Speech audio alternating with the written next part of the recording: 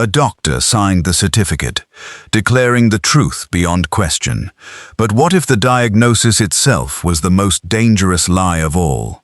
Welcome to Mystery Files. I am your host, Raven. Comment below and tell me where you're listening from tonight. I always enjoy seeing where our mystery community is gathered. Your messages make every case more special. Now, let's uncover the deception. At midnight on the 17th of November, 1896, a hansom cab emerged from the fog in Cavendish Square and drew up before the residence of Sir Claudius Merivale. The horse had scarcely halted when the passenger sprang down, flung a coin towards the driver, and hurried through the iron gate without waiting to see where it fell. The man was Dr. Elias Harcourt, a physician of respectable standing and unimpeachable habits. His black coat was buttoned unevenly, his hat streamed with moisture, and one ungloved hand clutched a leather case so tightly that the knuckles shone white beneath the gaslight. 9 minutes later, he certified that Sir Claudius Merivale had died of heart failure. At 12:30, Dr. Harcourt himself was found dead. These events, remarkable as they were, might never have drawn Sherlock Holmes from the chemical experiments which then occupied him, had not the dead physician left behind a sentence which no living witness could explain. It was upon the following morning that Dr. Watson, having breakfasted early at his own home, turned into Baker Street, beneath a sky the color of tarnished pewter. The fog had thinned, but it hung in yellow folds between the houses and condensed upon the window panes. He found Holmes at the table in his dressing gown, a rack of test tubes before him, and the remains of an untouched breakfast at his elbow. Holmes did not look up. "You have quarrelled with your bootmaker," said he. Watson stopped with one glove half removed. "My dear Holmes, I have done nothing of the kind." "Then the quarrel is yet to come.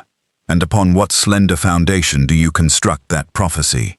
Holmes held out his long hand. "The left boot, Watson." Watson glanced down. "There is mud upon it. There is mud upon both. But the left has been polished over a split at the welt, with a preparation containing lampblack and wax. Your usual man employs a brown cream containing turpentine. The repair was therefore made elsewhere, and concealed badly. Since you are loyal to tradesmen beyond all reason, you have not yet complained. You will do so before luncheon." Watson laughed and took the chair opposite him. "It is some comfort that your talents remain equal to the great emergencies of life." "The small facts are frequently more honest than the great ones," Holmes replied. "A man rehearses his account of a murder. He seldom rehearses the condition of his boot." His eyes moved at last towards the mantelpiece. There lay a visiting card, its edges damp and its surface marked by a thumbprint. "Inspector G. Lestrade, Scotland Yard." "You expect company," Watson observed. "I expect confusion." Lestrade's card arrived 20 minutes ago, but Lestrade did not. He sent it by a constable who had spent the night indoors among heavy curtains, burnt sealing wax and hyacinths. Watson raised his eyebrows. "The card carries the odors of all three." The constable's thumb supplied the rest. "The ridges contain silver powder, the variety employed by photographers and by police officers, examining latent marks. Lestrade has passed an industrious night." As though summoned by the words, a hurried step sounded upon the stairs. The door opened, and the inspector entered with his narrow face, more pinched than usual. Behind him came a tall, grave gentleman whose white whiskers and military posture contrasted sharply with the tremor of his hands. "This is Mr. Sherlock Holmes," said Lestrade. "And Dr. Watson, I believe." "Colonel Sebastian Merivale, brother of the deceased." The colonel bowed. Holmes indicated the chairs but remained standing before the fire. "Sir Claudius Merivale died last night," said he. Lestrade stared. "You have heard?" "No, but the colonel wears mourning hastily assembled, black band newly pinned, ordinary grey gloves, and yesterday's carnation still in his buttonhole. The death was unexpected and occurred after the florists had closed. Since his brother's name appeared in this morning's parliamentary notices, I conclude that Sir Claudius is your dead man." Colonel Merivale's lined features tightened. My brother died shortly after 11 at his house in Cavendish Square. Dr. Harcourt attended him and signed the certificate. Heart failure following an attack of angina. A natural death, then. So we believed. Lestrade leaned forward. At 12:30, Harcourt was discovered in the conservatory, dead from a pistol shot through the chest. The pistol lay beside him. The door was bolted from within, the glass walls were unbroken, and the only key was in his pocket. Suicide? That was our first thought, but he could not have fired the shot. Holmes's languid expression sharpened by a degree. Why not? The revolver had been discharged twice. One bullet killed him. The other was found lodged in the frame of the door, fired from inside the conservatory. Yet there was no powder marking upon his clothes, and the weapon lay nearly 12 feet from the body. A locked room containing a dead man, 2 bullets, and no assassin, Watson murmured. Precisely, said Lestrade.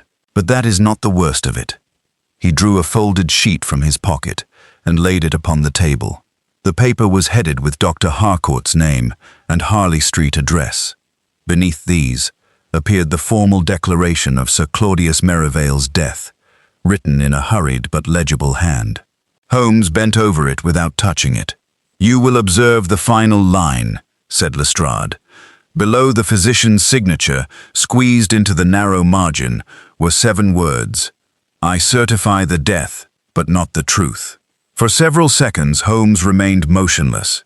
Then he lifted the paper by one corner and held it towards the grey window. When was this found? In Harcourt's case, beside the death certificate book. Who saw him write it? No one. Who first handled it? The Colonel. Colonel Merivale flushed.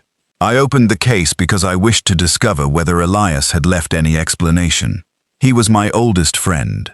Indeed, Holmes's pale eyes settled upon him. Then perhaps you can explain why he came to Cavendish Square in such terror. Terror? He buttoned his coat incorrectly. A physician summoned to an urgent death might neglect neatness. A physician who feared what awaited him would forget the order of familiar actions. Lestrade gave an impatient movement. That is supposition, Mr. Holmes. We require facts. And you have brought me one, Holmes replied, pointing to the certificate. Unfortunately, you have misunderstood it. You know what the sentence means? I know what it does not mean. Dr. Harcourt did not write those 7 words after signing the certificate. Colonel Merivale rose abruptly. That is impossible! The handwriting is his! I have not questioned the handwriting. Holmes took his lens from the table and examined the sheet, first at the margin, then along its upper edge. A thin smile appeared upon his face.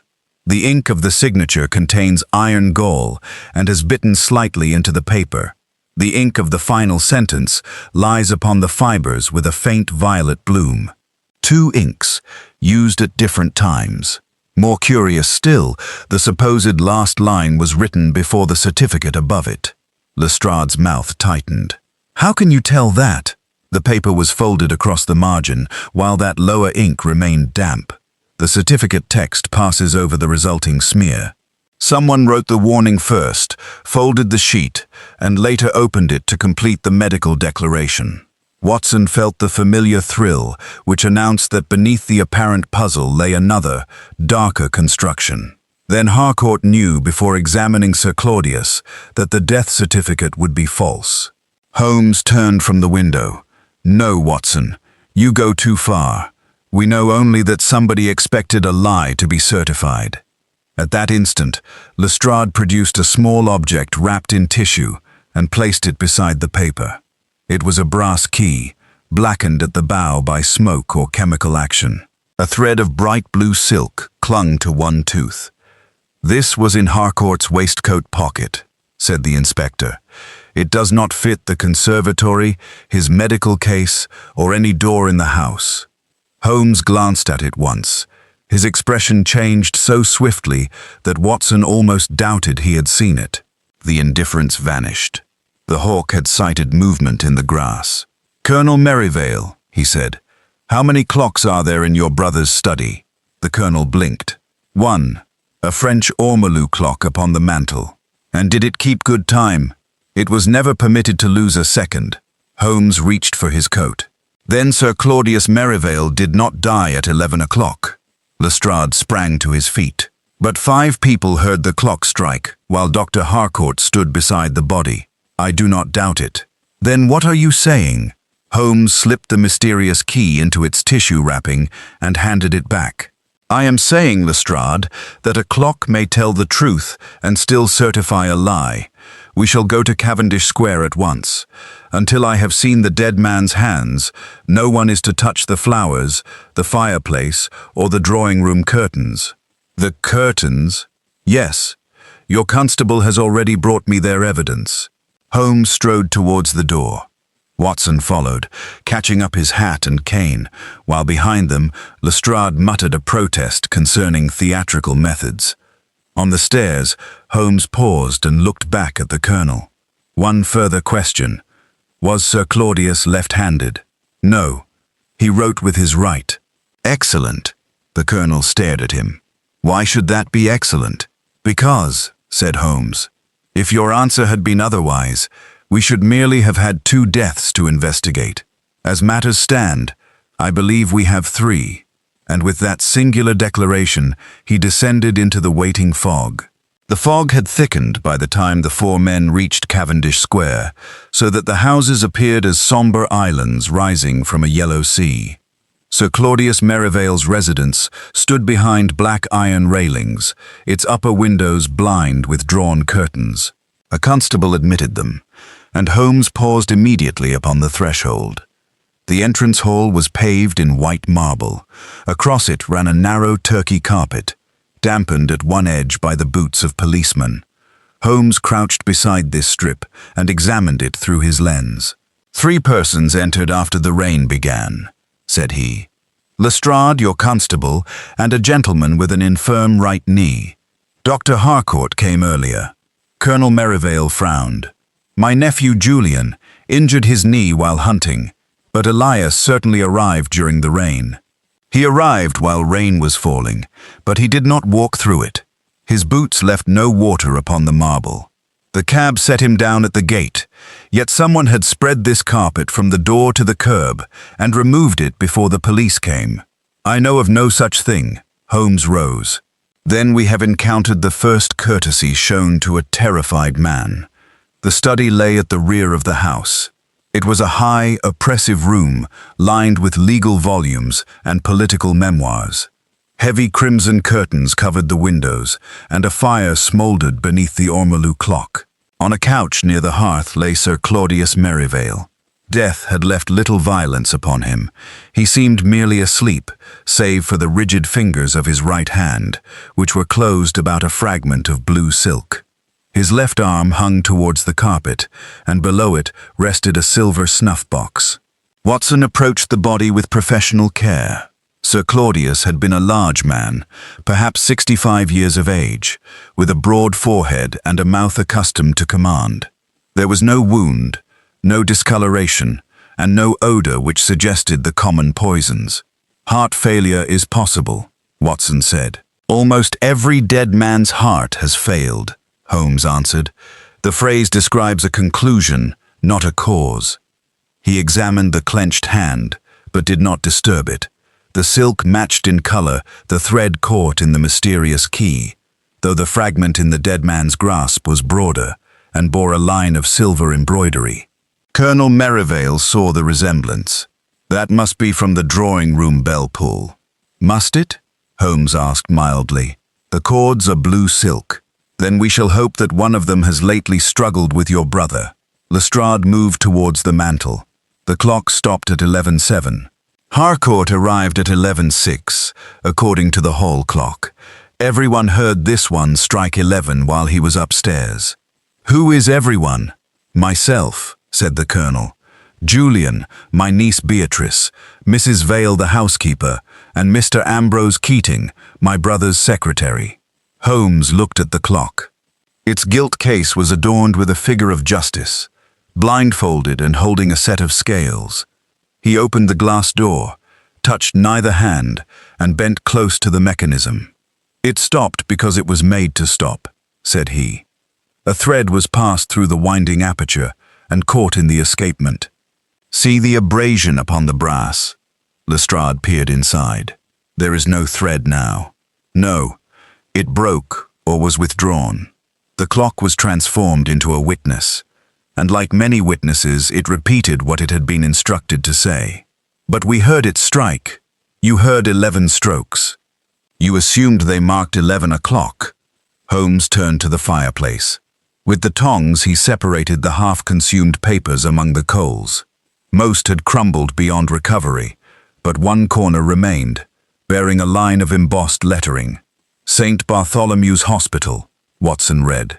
Dr. Harcourt had once held a post there, Colonel Merivale explained. Holmes placed the fragment in an envelope, then studied the ashes. Among them he found a melted bead of green sealing wax. "Your constable carried the odor of red wax," Holmes remarked to Lestrade. "This was burned before he entered.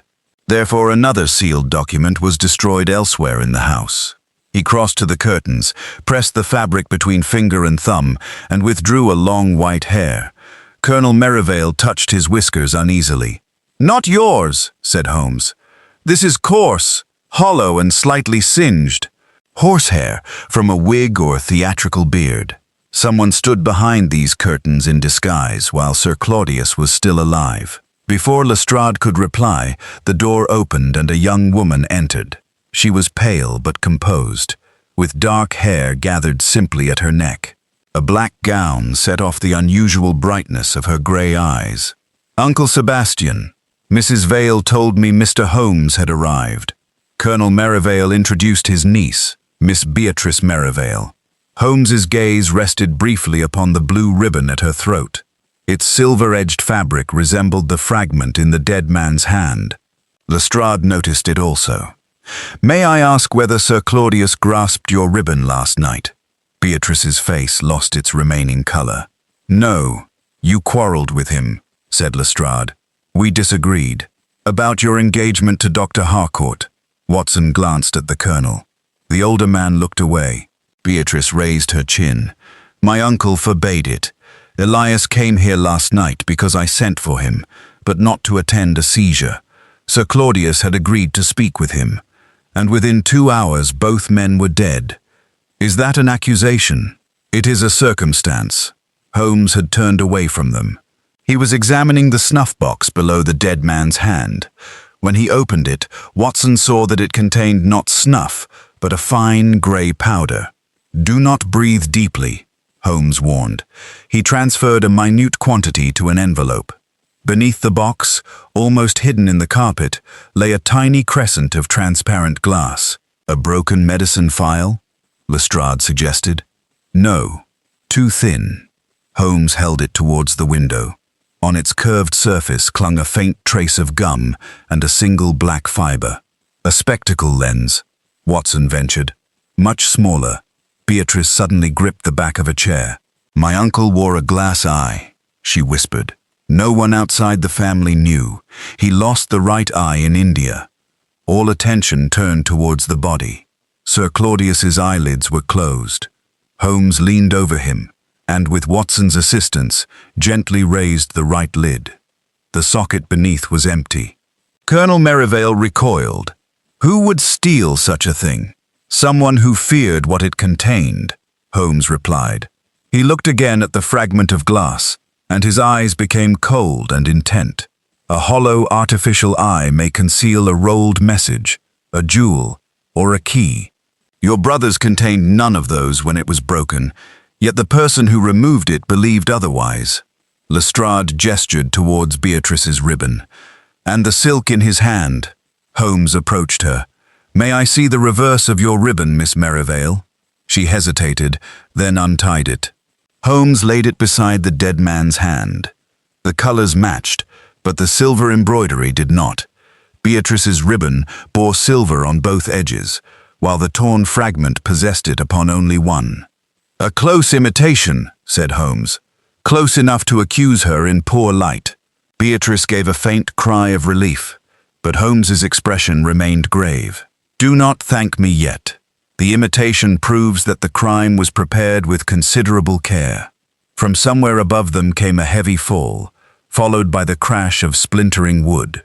Lestrade rushed into the passage. Holmes was already at his shoulder. They mounted the stairs and found a constable outside Sir Claudius's bedroom, beating against the locked door. From within came a low scraping sound, then silence. The constable stepped back, and Lestrade drove his shoulder against the panel. The lock tore free. The room was empty. The window stood open upon the fog.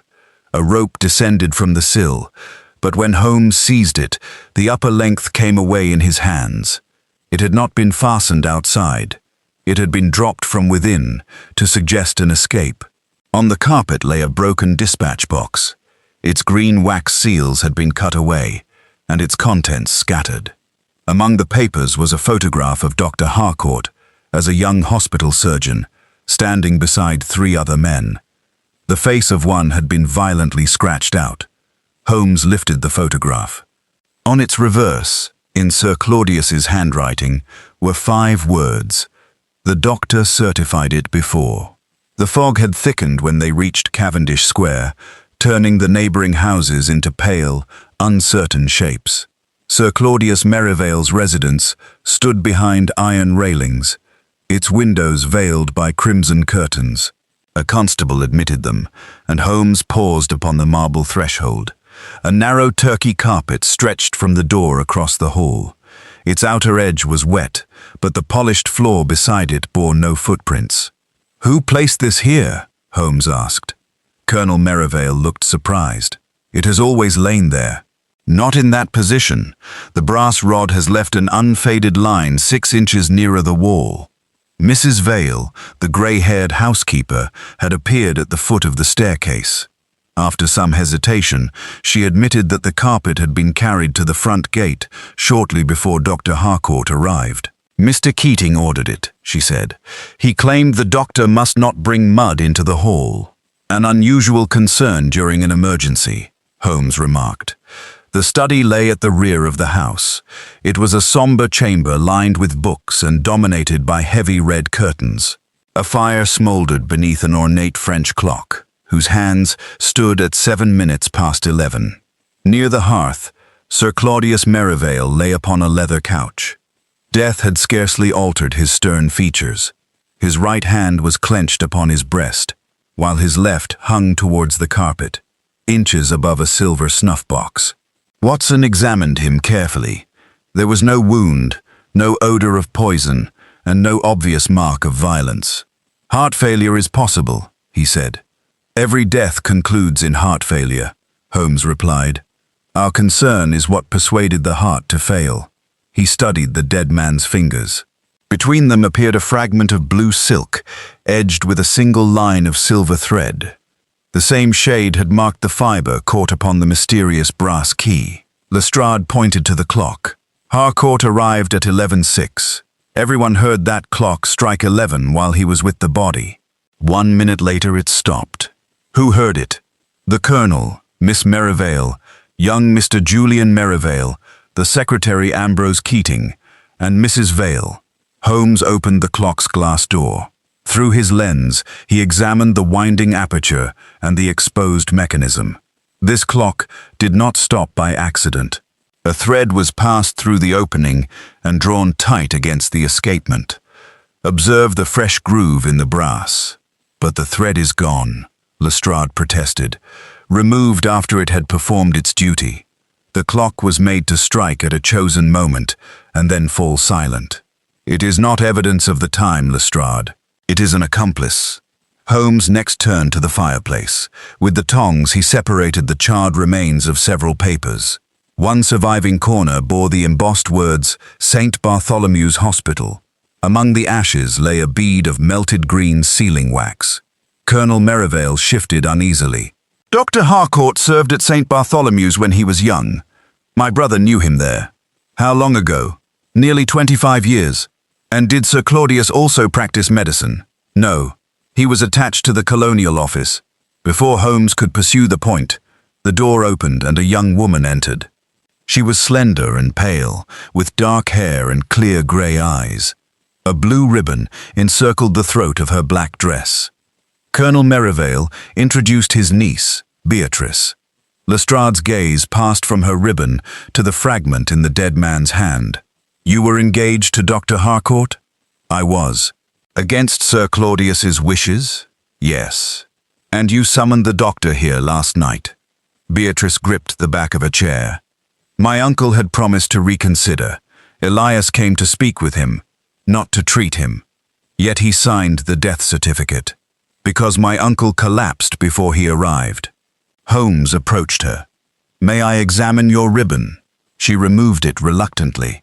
Holmes laid it near the dead man's hand, without touching the fragment. The colors were nearly identical, but Beatrice's ribbon carried silver embroidery along both edges.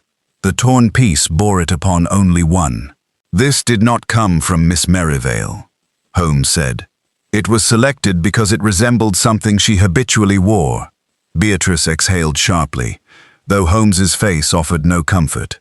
"Someone prepared to accuse you," he continued. "That is more dangerous than being accused by chance." He bent over the silver snuff box. Instead of tobacco, it contained a fine grey powder. Holmes closed it at once. "Do not inhale near it, Watson." On the carpet beneath the box, he discovered a curved splinter of transparent glass. A smear of gum remained upon its inner surface. "My brother wore an artificial right eye," Colonel Merivale said suddenly. "He lost the natural one in India." Holmes lifted the dead man's right eyelid. The socket was empty. Lestrade stared. Why steal a glass eye? Because it concealed something, or because someone believed it did. A heavy crash sounded from the floor above. The constable in the hall shouted, and the men rushed upstairs. They found him hammering upon the locked door of Sir Claudius's bedroom. A scraping noise came from within, followed by silence. Lestrade drove his shoulder against the panel. The lock splintered. The room was empty. A rope hung from the open window into the fog, but Holmes drew it inside with one pull. It had never been secured outside. On the floor lay a broken dispatch box. Its green seals had been cut away, and its papers scattered. At their center was an old hospital photograph, showing Dr. Harcourt beside 3 other men. One face had been savagely scratched from the print. Holmes turned it over. Upon the back, in Sir Claudius's handwriting, were 5 words. The doctor certified it before. Holmes's eyes moved towards the silent corridor. "No one entered this room," said Lestrade. "My constable watched the stairs." "Then we must ask who was already here," Holmes replied. From inside the wall came 3 slow knocks. Then a voice, faint but unmistakably human, whispered, "Elias Harcourt was not murdered last night." Every man in the room froze. The voice had issued from behind the carved oak paneling beside the fireplace. Lestrade crossed the room in 2 strides and struck the wall with his fist. "Come out!" No answer followed. Holmes, however, had turned not towards the voice, but towards the open window. He leaned over the sill, studied the rope, and then looked down into the mist-filled courtyard. "Close the door, Watson." The scraping returned, lower in the wall this time. Holmes passed his fingers along the paneling, until they rested upon a carved wooden rosette. When he pressed it, a narrow section sprang outward, revealing a black cavity scarcely 2 feet deep. It contained no man. Within stood a speaking tube of tarnished brass. A length of wire ran from its mouth through a hole in the floor. Beside it, a small clockwork cylinder continued to revolve, though its spring was almost exhausted. "A phonograph," Watson said. "A simplified repeating apparatus," Holmes replied. "The fall we heard released its mechanism. The first sounds, the knocks, were designed to draw us close. Then came the message." Lestrade pulled the cylinder free. "So no one was hiding here. Someone was present long enough to prepare this room before we arrived." Holmes lifted the apparatus. A shred of black cloth clung to one of its brass screws, while its wooden base was dusted with the same grey powder found in Sir Claudius's snuff box. Colonel Merivale stared at the speaking tube. "Whose voice was it?" Beatrice answered from the doorway. Dr. Harcourt's. The words affected her so violently that Watson moved to support her. She recovered herself with an effort and refused the offered chair. It was Elias, she continued. I could not mistake him. Lestrade held up the cylinder. Then he recorded the message before his death. Or someone imitated him, said Colonel Merivale. Holmes glanced at him. You recognized the voice also? The colonel hesitated. It resembled Harcourt, a curious answer from his oldest friend. Before Merivale could reply, Holmes stooped over the scattered papers. The dispatch box had contained correspondence from India, hospital accounts, and memoranda written in Sir Claudius's precise hand. One document had been torn from a ledger so roughly that a narrow strip remained caught beneath the hinge. On it, Watson could distinguish a date, March 14th, 1872, and part of a name ending in grave.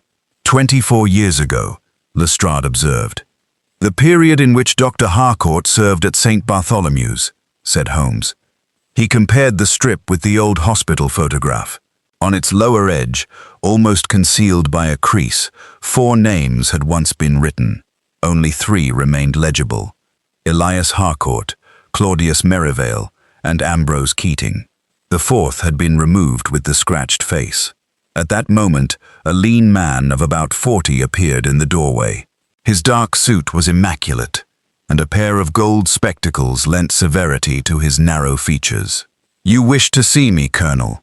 This is Ambrose Keating, my brother's secretary, Merivale said. Holmes handed him the photograph. You were acquainted with Dr. Harcourt in 1872. Keating's composure faltered only for an instant. I was a clerk at St. Bartholomew's. Sir Claudius conducted an inquiry there on behalf of the government. Into what? A patient's death. I remember little of it. Holmes indicated the mutilated figure. And this gentleman? I do not know. Yet his hand rests upon your shoulder. Keating examined the photograph without expression. Time removes many men from one's memory, but seldom the arm from one's shoulder. Lestrade demanded the missing name. Keating denied possessing it and stated that he had spent the previous evening in the library until summoned by the alarm. He admitted ordering the carpet carried to the gate, claiming Dr. Harcourt suffered from a weak chest and must be protected from the rain. Holmes's eyes narrowed. How did you know he would arrive by cab? Miss Merivale told me. Beatrice shook her head. I told no one how Elias would come. For the first time, Keating lost color. Holmes turned away as if the matter had ceased to interest him. From the broken dispatch box he removed a sheet of blotting paper and held it before the mirror. Faint reversed impressions crossed its surface. Watson could make out only scattered words, but Holmes read them aloud. Harcourt refuses. Certificate. Body never buried. Eye contains proof. Colonel Merivale uttered an exclamation. Then the missing artificial eye held evidence, Lestrade said. Sir Claudius believed it did, Holmes corrected. Whether the belief was true remains uncertain. A constable entered carrying a sealed envelope. Found in Dr. Harcourt's surgery, sir, addressed to Miss Merivale. Beatrice broke the seal with trembling fingers. The letter contained only a single line. If I die after certifying Claudius Merivale, ask who was buried under Nathaniel Musgrave's name. The missing name in the photograph had been restored. Keating moved suddenly towards the door, but Lestrade blocked him. I have business at the hospital, the secretary protested. Your business can wait. Holmes took the letter from Beatrice and examined the seal. It has already waited 24 years. He held the paper towards the light. A second message, written in invisible ink, was beginning to emerge under the warmth of the fire. Slowly, brown letters appeared beneath Harcourt's warning. Do not trust the man who limps. His injury began only yesterday. All eyes turned towards the corridor. From below came the uneven tread of a man climbing the stairs. One firm step, followed by the dragging fall of the other. Colonel Merivale whispered, Julian. A young man entered, rein upon his shoulders and a riding crop beneath his arm. His right leg appeared stiff, and there was blood on one cuff. He stopped when he saw Holmes holding the letter. "You have opened it," he said. Holmes studied him with a cold intensity. "No, Mr. Merivale," he replied. "You opened it first." Julian Merivale's gaze moved from Holmes to the opened letter, and the color drained from his face. "I did not open it." Holmes held the envelope beneath the lamp. "The original gum has been softened by steam, then resealed with ordinary paste. A strand of red wool adheres to the flap. Your scarf is wet, but a dry fiber of the same color clings to your waistcoat. You handled this before going outdoors." Julian's hand tightened upon his riding crop. "I wished only to know what Harcourt had written to Beatrice." "You had no right," she cried. "No, but I had reason. I distrusted him." "Why?" "Because he lied about our father." The statement silenced the room. Colonel Merivale took a step forward. "Your father died of fever in Calcutta. So Uncle Claudius always claimed. Last week I found a memorandum which said otherwise. My father returned secretly to England in 1872 under the name Nathaniel Musgrave. Harcourt certified his death at St. Bartholomew's 3 days later." Holmes's expression remained composed, though Watson knew that every faculty within him had sharpened. "Your father's name?" "Arthur Merivale." "And the memorandum?" "Stolen from my desk yesterday." Lestrade glanced at the blood upon Julian's cuff. "What happened to your arm?" Julian looked down as if noticing it for the first time. "It is not my blood. I followed a man from the house shortly after midnight. He wore a white beard and carried a medical case. I overtook him in the mews, but he struck me and escaped. I caught his sleeve and tore it. There was blood beneath his coat." "The disguised figure behind the study curtains," Watson said. "Perhaps," Holmes replied. "Yet Mr. Merivale has brought us a more immediate deception. Your limp is false." Julian's jaw hardened. Holmes pointed to his boots. "A lame man wears one heel differently from the other. Yours are evenly worn. Moreover, you favored the right leg upon entering, yet your riding crop bears the pressure mark of support from your right hand, which would assist an injured left leg." Julian threw the crop upon the table. "I pretended to be lame because Harcourt's hidden message warned against a man who limped. I wanted to see who reacted. A dangerous experiment," said Holmes. "Keating reacted. When he saw me this morning, he dropped a green-sealed packet into the study fire. Keating's thin features became rigid. That is a lie." Holmes turned to him. "What did the packet contain?" "Nothing. An admirably concise description of many official documents."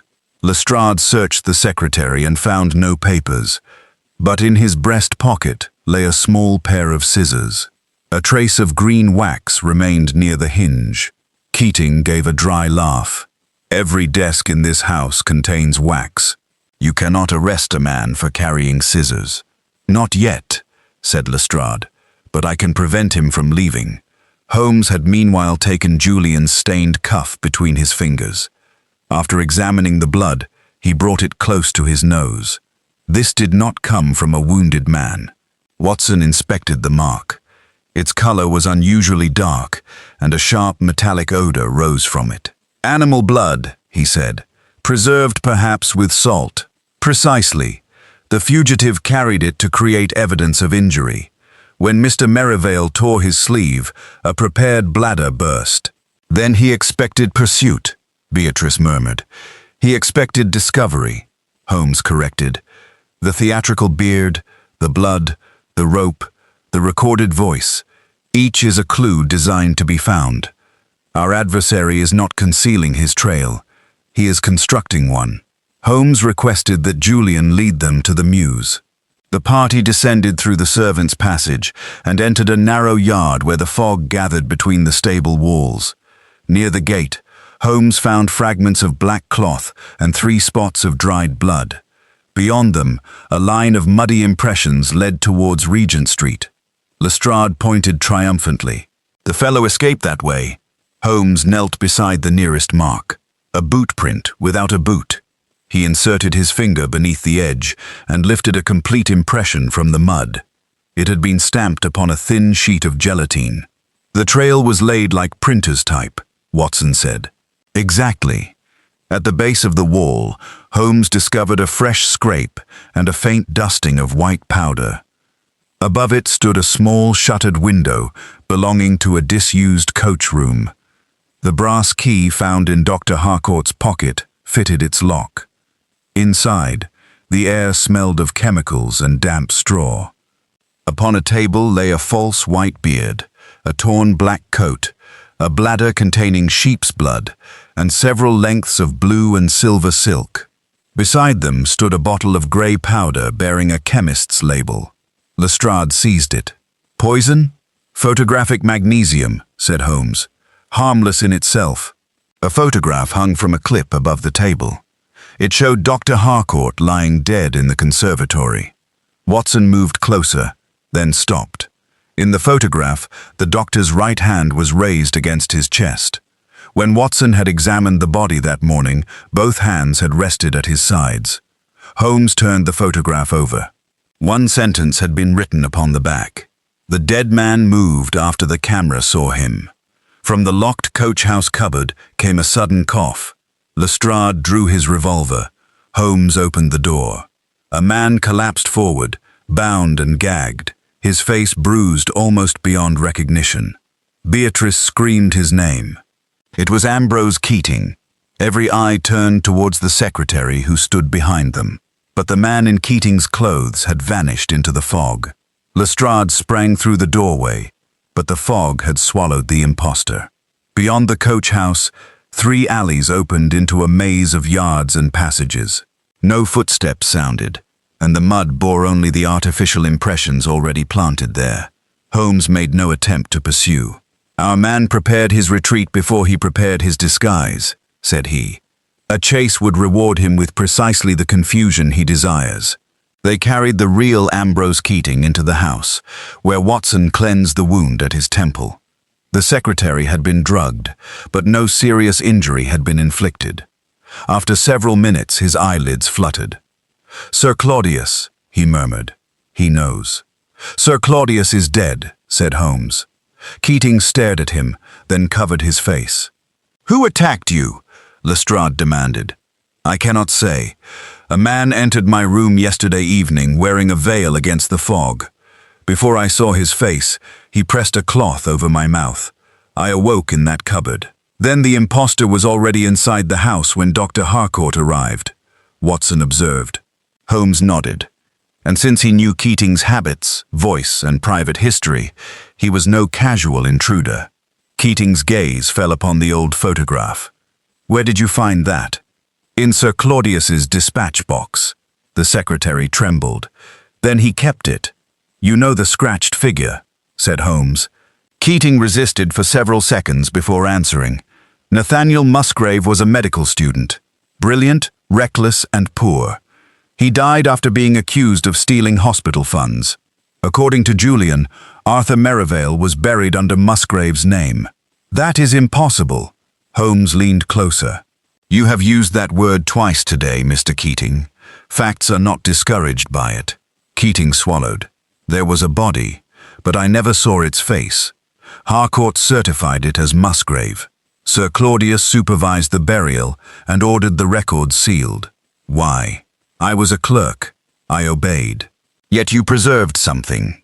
Keating looked towards Colonel Merivale, who stood in the doorway. Fear passed plainly across the secretary's face. "I preserved nothing." Holmes abruptly lifted Keating's left hand. A pale band encircled the third finger. "You wore a ring until yesterday. The skin beneath it is marked by green wax." Keating's resistance collapsed. "It was a signet ring belonging to Musgrave. I found it beside the hospital furnace after the death. Sir Claudius tried to buy it from me, but I kept it as protection." "Where is it now?" "The false Keating took it." A cry came from the hall. Mrs. Vale rushed in carrying a silver tray. Upon it lay the missing artificial eye, wrapped in blue and silver silk. "It was delivered by a boy," she said. "He vanished before I could question him." Holmes examined the glass shell. It had been repaired with gum. Inside was a tightly rolled strip of paper. Lestrade drew it out and read, "Nathaniel Musgrave died on March 14th, 1872. Elias Harcourt certified the body. Claudius Merivale supplied it. Ambrose Keating changed the register. Arthur Merivale witnessed all. Julian seized the paper. My father was not the victim. He helped them. So it appears, said Lestrade. And Keating has just admitted falsifying the record. I did not, Keating cried. That handwriting is not Sir Claudius's. Holmes took the strip and studied it beneath his lens. No, he said quietly. It is Dr. Harcourt's. Beatrice stared at him. Then Elias knew everything. He knew part of it. Enough to fear Sir Claudius, but not enough to understand why the old lie had become dangerous again. A constable entered with a telegram addressed to Holmes. He read it once and handed it to Watson. The message came from St. Bartholomew's. Grave of Nathaniel Musgrave opened this morning. Coffin empty. Holmes turned towards the window, where the fog pressed against the glass like a living thing. The third death, Watson said. No, Holmes replied. The third resurrection. Someone has spent 24 years waiting for 4 men to confess, and 2 of them are now dead. Behind them, the French clock in the study began unexpectedly to strike. It sounded 12 times. On the final stroke, every gas lamp in the house went out.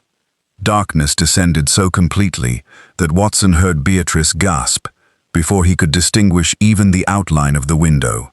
Remain where you are, Holmes commanded. A scuffle followed in the passage, then the slam of the front door. Lestrade struck a match. Its sulphurous flare revealed Keating upon the couch, Julian beside Beatrice, and Colonel Merivale standing near the extinguished gas bracket. Holmes was gone. The gas had been cut at the main valve beneath the stairs. By the time the lamps were restored, a constable reported that a man in a dark coat had escaped through the kitchen yard. Lestrade cursed and rushed outside, but Watson noticed that Holmes's hat and cane remained in the hall. 10 minutes passed. Then a familiar voice sounded from the study. I think, Watson, that you may bring the others. Holmes stood beside Sir Claudius's body. The crimson curtains had been drawn back, revealing a narrow door concealed within the wall. Through it came the damp air of the courtyard. At Holmes's feet lay the false Ambrose Keating, his wrists secured with the blue and silver cord, intended to incriminate Beatrice. Without spectacles and makeup, he appeared much older. A scar crossed his left cheek, and his hair was almost white. The real Keating recoiled. Nathaniel Musgrave. The prisoner laughed bitterly. You remember me at last. Lestrade reached for his handcuffs, but Holmes raised one hand. Before you remove him, there are certain debts of explanation. He turned towards the assembled household. In 1872, Nathaniel Musgrave discovered that funds intended for wounded soldiers were being diverted through St. Bartholomew's. Sir Claudius organized the fraud. Arthur Merivale and Ambrose Keating altered the accounts, while the young Dr. Harcourt was persuaded to certify a false death. Keating bowed his head. They placed the body of an unknown pauper in a coffin bearing Musgrave's name, Holmes continued. Musgrave himself had been drugged and was to be removed from England. He escaped, but believed that the 4 conspirators would kill him if he returned. For 24 years he lived abroad, while his enemies reported him dead. Julian's voice shook. And my father? Arthur Merivale repented. Before dying in India, he sent Musgrave the documents proving the fraud. Musgrave returned to recover the remaining evidence and force the survivors to confess. Force them, Lestrade said. He murdered 2 men. Musgrave's eyes burned. Claudius deserved death. Harcourt too. No, said Holmes. That is the lie upon which your entire performance depended. Dr. Harcourt did not share Sir Claudius's fate. Beatrice stared at him. Elias was shot. He was shot, but not by Musgrave. Holmes lifted the photograph taken in the conservatory. The doctor's raised hand showed that he was alive when the camera plate was exposed. Later, someone moved both arms to his sides. Musgrave planted the photograph because he wished us to know the scene had been altered. He also planted the footprints, beard, blood, and recorded voice. He was not concealing himself. He was directing us towards the old conspiracy. Then who killed Elias? Beatrice whispered. Holmes looked at Colonel Sebastian Merivale, the man who feared that Dr. Harcourt had finally decided to tell the truth. The colonel stood rigid. This is madness. The facts are less emotional. Sir Claudius summoned Harcourt because he had received Musgrave's warning. Harcourt arrived, determined to confess. Sebastian overheard them and realized that the exposure of the old fraud would ruin the Merivale name and destroy the fortune he expected to inherit. Holmes pointed to the silver snuff box. Sir Claudius did suffer heart failure, but it was induced by powdered digitalis placed in his snuff. The grey magnesium powder was substituted afterwards by Musgrave, who entered the study seeking the documents. He removed the artificial eye because Sir Claudius had hidden Harcourt's written confession within it. Musgrave nodded once. I did not kill Claudius. He was dead when I entered. Precisely. You stole the confession, added your own clues, and waited for the household to accuse one another. Colonel Merivale moved towards the door, but Lestrade blocked him. Holmes continued without raising his voice. Sebastian then followed Harcourt into the conservatory. He shot him at close range with a second pistol and placed the doctor's revolver 12 feet away. The first bullet had already been fired into the doorframe to make the weapon appear responsible for both discharges. There were no powder marks, Lestrade objected, because Harcourt's revolver did not kill him. Sebastian fired through the opening of the speaking tube from the adjoining potting room. The conservatory door was already bolted. After the shot, he withdrew the hidden pistol by a cord passing through the tube. The cord was made from blue and silver silk. A fragment caught in Sir Claudius's hand earlier when he struggled with his brother. Another fibre remained upon the brass key. Watson remembered Holmes's first question concerning the dead man's handedness. The snuff box was beneath Sir Claudius's left hand, he said. Yet he was right-handed. Exactly.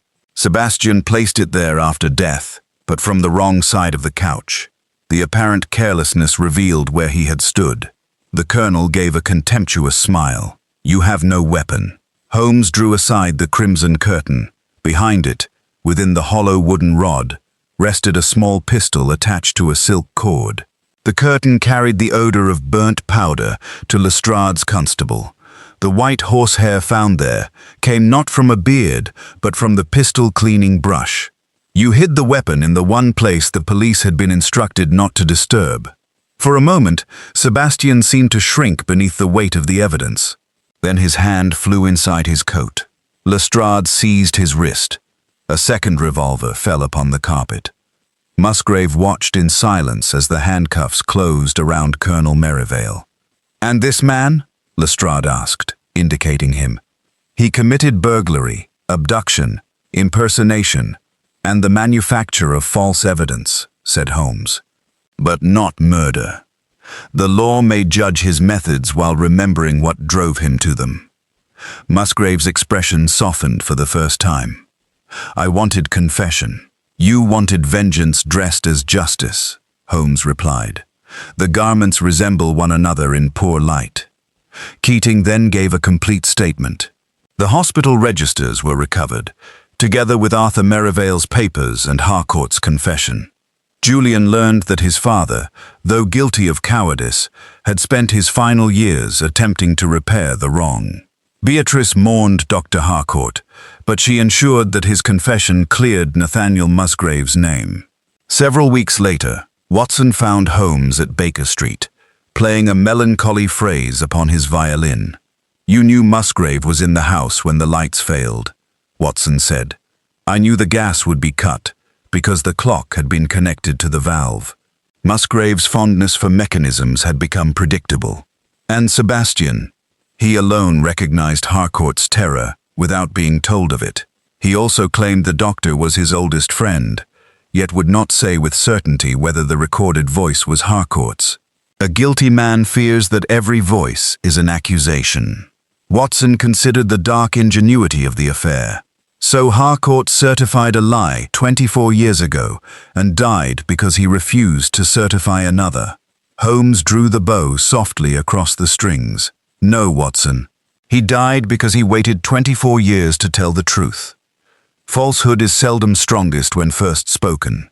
Its strength lies in the silence that follows. He turned again to his violin, dismissing the case as though it had been no more than a troublesome exercise in logic. Yet Watson, listening to that solitary music while the winter fog pressed against the panes, reflected that Holmes had uncovered not one lie, but an entire lifetime built to protect it, and had shown, with his customary brilliance, that even the most carefully buried truth leaves some small thing above the ground.